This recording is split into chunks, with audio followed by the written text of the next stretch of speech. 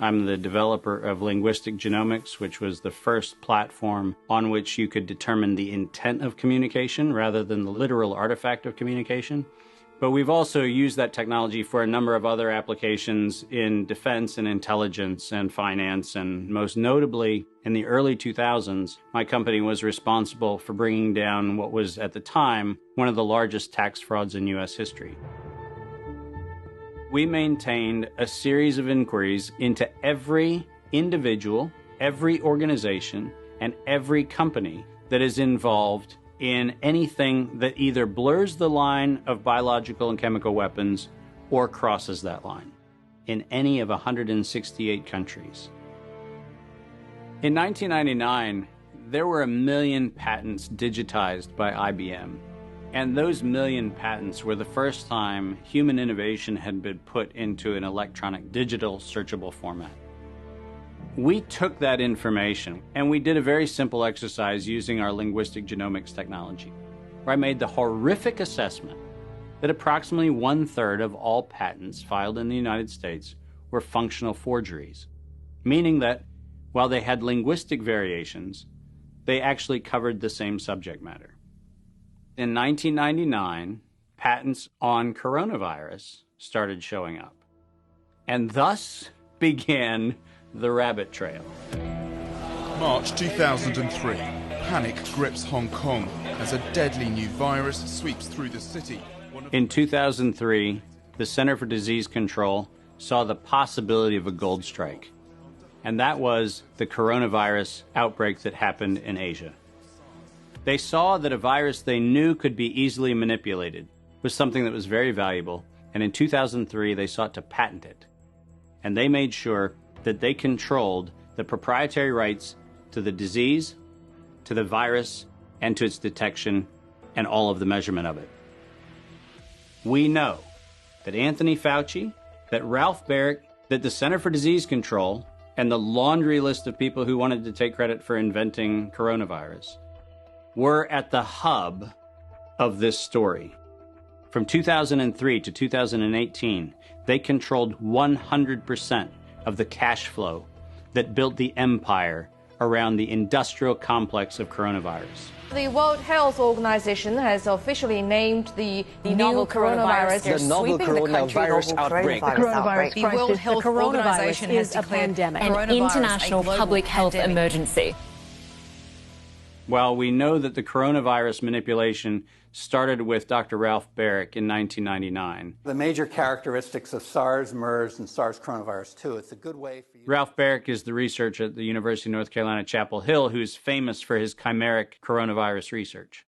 In 2002, there was a recognition that the coronavirus was seen as an exploitable mechanism for both good and ill. On April the 25th, 2003, the U.S. Center for Disease Control filed a patent on the coronavirus transmitted to humans. Under 35 U.S. Code Section 101, nature is prohibited from being patented. Either SARS coronavirus was manufactured, therefore making a patent on it legal, or it was natural, therefore making a patent on it illegal. If it was manufactured, it was a violation of biological and chemical weapons, treaties, and laws. If it was natural, filing a patent on it was illegal. In either outcome, both are illegal. In the spring of 2007, the CDC filed a petition with the Patent Office to keep their application confidential and private. They actually filed patents on not only the virus, but they also filed patents on its detection and a kit to measure it. Because of that CDC patent, they had the ability to control who was authorized and who was not authorized to make independent inquiries into coronavirus. You cannot look at the virus, you cannot measure it, you cannot develop a test kit for it.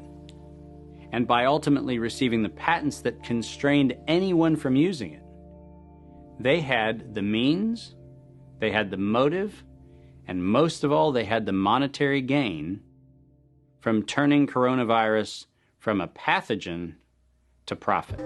Developing and owning a coronavirus vaccine has become a biotech arms race with political overtones. This vaccine gold rush is starting to bother me.